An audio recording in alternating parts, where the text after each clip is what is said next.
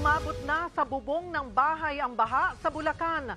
Nakalalaraw ang pagpapakawala ng tubig sa dam. Nasa frontline ng balitang yan, si Brian Basa.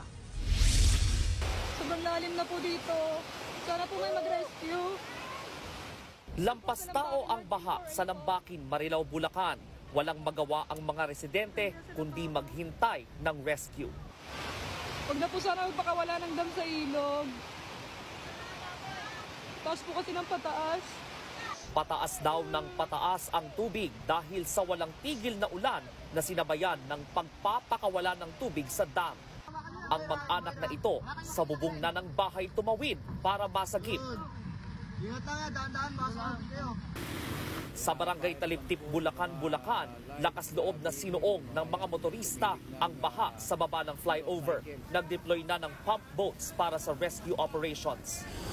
Nagkalat naman ang malalaking tipak ng bato sa gitna ng Cannon Road, Barangay Camp 4, Tuba, Benguet.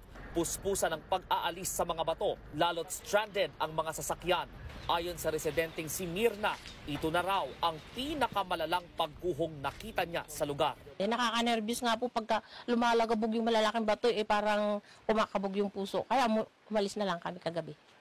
Target ngayong araw mabuksan sa publiko ang Cannon Road, pero pinangangambahan ang patuloy na pagguho ng mga bato at lupa, lalo't walang patid ang ulan.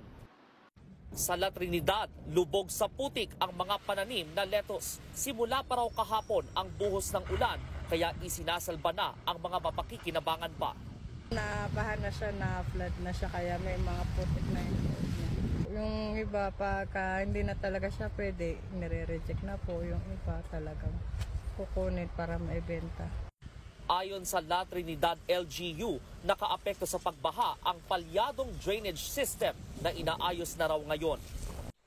Ang bahay na ito gumuho dahil sa landslide. 2 landslides ang naitala sa Benguet. Umabot na sa 17 pamilya o 70 individual ang inilikas sa probinsya. Sa Pagao, Cagayan, rumagasa ang tubig sa Nia Dam. Hindi naman madaanan ng anumang klase ng sasakyan ang detour bridge sa bahagi ng Barangay Fusina sa bayan ng Lalo at nagdudugtong sa bayan ng Camalaniugan. Aabot sa 170 residente ang inilikas sa probinsya dahil sa banta ng pagbaha at pagguho ng lupa.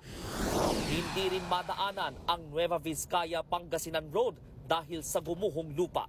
Nagbabalita mula sa Frontline, Brian Basa, News 5.